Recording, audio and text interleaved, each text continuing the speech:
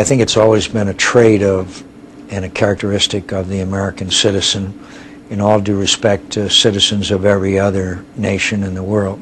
I don't think, because of the very nature of our history, that they match up to our willingness to, our citizens' willingness to serve. It has to do with our history. I think it has to do with our nature. I think it has to do with our roots from all over the world. I think it has to do with a nation that does view itself as a unique experiment in American history. Who's probably the greatest role model of our time? Mother Teresa springs to mind. I think there are people that we can exalt and use as role models for other Americans, and they're the real deal. The ones that, quote, show courage kind of come and go, whereas the real inspirational ones are the ones who are enhanced all the time by their example. The institutions do encourage it. I know my kids learned about Habitat for Humanity through their school.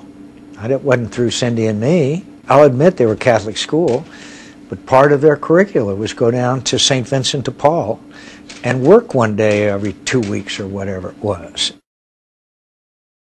On the decision that I made back in Vietnam, I think that the major factor there was the loyalty that my comrades had inspired in me to them. It really had to do with, how can I leave these guys here? A guy named Everett Alvarez, who we all know was the first POW, had already been there 3 years before I ever showed up. So I'm supposed to, say, Ev, you're, stay here. I hope to get back to you. I mean, that was a major factor.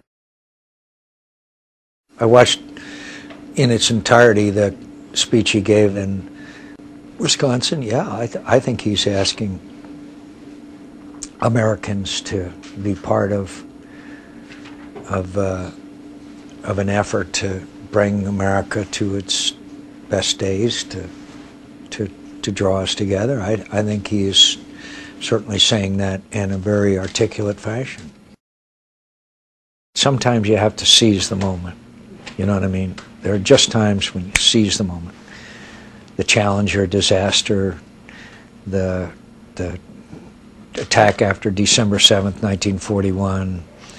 They're just moments sometimes, and you seize them and you galvanize. And I don't want to be critical of this president. History will judge this president, not me.